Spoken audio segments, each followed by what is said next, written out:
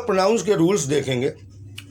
जब दो singular nouns and से जुड़े हों और उनसे पहले ईच या एवरी आया हो तो उसके बाद वर्ब और प्रोनाउन हमेशा सिंगुलर होगा। जैसे every boy and every teacher was busy in his work. Okay, was verb है और हिज प्रोनाउन है, ठीक है। तो ये एक वचन में आएगा, जबकि ऐसे देखने में आपको थोड़ा सा कंफ्यूजन हो सकता है, लगे कि every boy and every teacher इसका मतलब दो लोग हो गए, है ना, लेकिन इसमें एक वचन ही यूज होगा। ओके, यहाँ पर सिंगुलर ही यूज होना है। नेक्स्ट है, जब दो सिंगुलर नाउन्स और आइदर और नाइदर या नॉर से जुड़े हों तो सिंगुलर प्रोनाउन का यूज होता है। ओके, सीता और Rita was teaching her brother. Okay, यहाँ पर एक वचन ही आएगा।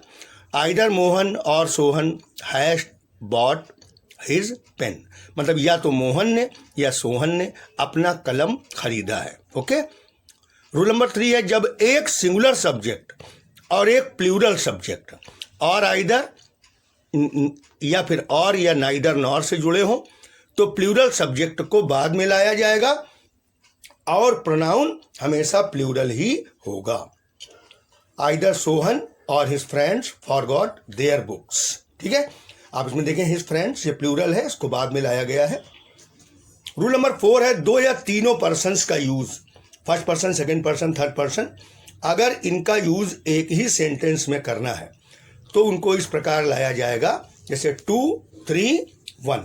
ओके, जैसे 2 3 1 यानी 231 की संख्या हिंदी में आप याद रखें कि सबसे पहले सेकंड पर्सन, फिर थर्ड पर्सन और फिर फर्स्ट पर्सन, ठीक है। और ये पर्सन के बारे में हमने आपको जानकारी दी थी। Okay, you, he and I R best friends. आप ये देख लें, जैसे you and he can do this work. You क्या है, सेकंड पर्सन है, और ही क्या है, ये आपका थर्ड पर्सन है। ओके, दो या तीनों पर्सन्स का यूज एक ही सेंटेंस में करने पर उनको इस प्रकार लाया जाता है, जैसे 2 3 1 यानी सबसे पहले सेकंड पर्सन आएगा, फिर उसके बाद थर्ड पर्सन और उसके बाद फर्स्ट पर्सन। ओके, इसके लिए हिंदी में हम लोग 231 की संख्या याद रखते हैं और इंग्लिश में 2 3 1। ओके, सबसे पहले सेकंड पर्सन, थर्ड पर्सन और फिर फर्स्ट पर्सन, जैसे you, he and I R best friends. Okay, you and he can do this work. You आप देख लें, ये आपका सेकंड पर्सन है और ही आपका थर्ड पर्सन है। ओके, अगर तीनों पर्सन्स एक ही सेंटेंस में यूज किए गए हों तो फर्स्ट पर्सन प्लूरल प्रोनाउन का यूज होगा, यानी इसमें अस या आवर का ही यूज हम लोग करेंगे। ओके, कभी इसमें माई या फिर मी का यूज नहीं करेंगे। You, he and I must do our work. Okay, और अगर किसी थर्ड पर्सन के साथ यू का यूज हुआ है तो फिर सेकेंड पर्सन का ही प्रोनाउन आएगा, जैसे you and Pramod should read your books. Okay, और अगर किसी सेंटेंस में इज, एम, आर, वाज या वर का कॉम्प्लीमेंट कोई प्रोनाउन है तो वो सदैव नॉमिनेटिव केस में ही होगा, जैसे it is I who can help you. यहाँ ऐसे नहीं हो सकता कि it is me who can help you, it will be wrong. Okay, दो व्यक्तियों के लिए ईच अदर और दो से अधिक व्यक्तियों के लिए वन अनदर का यूज होता है, जैसे Ram and Shyam love each other, Ram और श्याम एक दूसरे को प्यार करते हैं, और या फिर these children love one another, यानी यहाँ पर जो बच्चे हैं वो दो से ज्यादा हैं। ओके, तो यहाँ पर वन अनदर का यूज होगा, और अगर दो लोग हैं तो उनके लिए ईच अदर का यूज होगा। ओके, जब रिलेटिव प्रोनाउन वर्ब का सब्जेक्ट हो तो वर्ब रिलेटिव प्रोनाउन के एंटीसीडेंट के नंबर और पर्सन के अकॉर्डिंग होता है, जैसे it is I who am your friend. इसका क्या मतलब हुआ, जब रिलेटिव प्रोनाउन वर्ब का सब्जेक्ट हो, अब इसमें रिलेटिव प्रोनाउन क्या है, हु है, तो ये वर्ब का सब्जेक्ट है। ओके, तो इसका जो एंटीसीडेंट है, अब हु का एंटीसीडेंट यूज बेटा यहां इसलिए हुआ है क्योंकि it is I who am your friend, यानी हु रिलेटिव प्रोनाउन है। अब हु का एंटीसीडेंट क्या है, आई है, यानी जो चीज हु से पहले आती है ना, तो हु के बाद जो भी वर्ब लगेगी वो हमेशा एंटीसीडेंट के अकॉर्डिंग लगेगी। यानी यहाँ एम लगा हुआ है तो आई के अकॉर्डिंग लगा हुआ है ना। यहाँ पर हम ये नहीं लिख सकते कि it is I who is your friend. अगर आप हु इज लिख देंगे तो इट विल बी रॉन्ग, क्योंकि हु का एंटीसीडेंट आई है। ओके, रिलेटिव प्रोनाउन हु का यूज प्रायः मनुष्यों के लिए होता है, लेकिन ऐसा नहीं कि इसका प्रयोग जानवरों के लिए नहीं किया जा सकता है, किया भी जा सकता है। ये एक्चुअली सजीव के लिए इसका यूज होता है, लेकिन मुख्य रूप से इसका यूज मनुष्यों के लिए किया जाता है और एज ए सब्जेक्ट इसका यूज होता है। The boy who is sitting in the corner is my friend, है ना। यहाँ पर हु क्या है, ये रिलेटिव प्रोनाउन है, ये बॉय के लिए यूज हुआ है। ओके, हुम का यूज मनुष्यों के लिए ही होता है।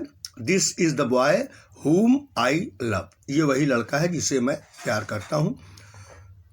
हुम का यूज ऑब्जेक्ट के रूप में होता है। हुज का यूज भी मनुष्यों के लिए ही होता है, लेकिन कभी कभी इसका यूज नॉन लिविंग थिंग्स के लिए भी किया जाता है। ओके,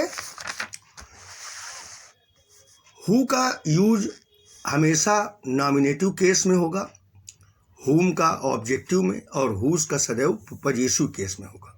ओके, विच का यूज वस्तुओं और जानवरों के लिए होता है, जैसे I have lost the book which I bought yesterday. यहाँ पर बुक के लिए हमने विच का यूज किया है। दैट का यूज व्यक्तियों और वस्तुओं दोनों के लिए होता है, जैसे the plane that landed a minute ago came from Mumbai, है ना। जब एंटीसीडेंट के पहले सेम या सच का यूज हो, एंटीसीडेंट आप लोग समझ गए होंगे, अभी मैंने आपको बताया था कि रिलेटिव प्रोनाउन से पहले का जो शब्द होता है उसको हम लोग एंटीसीडेंट कहते हैं। ओके, तो जब एंटीसीडेंट के पहले सेम या सच का यूज हो तो रिलेटिव प्रोनाउन कभी भी हु, हुम, हुज, विच इनका यूज कभी नहीं होगा। इसकी जगह पर हमेशा ध्यान रखिएगा एज का यूज होता है। ओके, जैसे this is the same pen as I gave you, ये वही पेन है जो मैंने तुम्हें दिया था।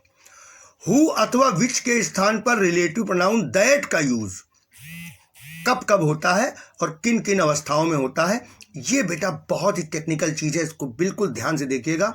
सबसे पहले तो हु या विच की जगह पर रिलेटिव प्रोनाउन दैट का यूज एक तो सुपरलेटिव डिग्री के एडजेक्टिव के बाद होता है, जैसे this is the best that he could do, है ना।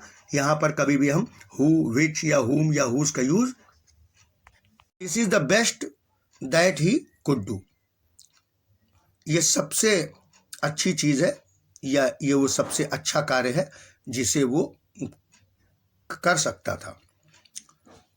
All, any, none, nothing, only, इन शब्दों के बाद भी कभी हम हु, हुज या हुम का यूज नहीं करते हैं। इनके बाद हमेशा दैट का यूज होता है, जैसे all that glitters is not gold. Okay, who और व्हाट आदि इंट्रोगेटिव प्रोनाउंस के बाद भी हम कभी भी हु, हुम, हुज या विच का यूज नहीं करते हैं। दैट का यूज होगा, what is it that makes you fearless. Okay.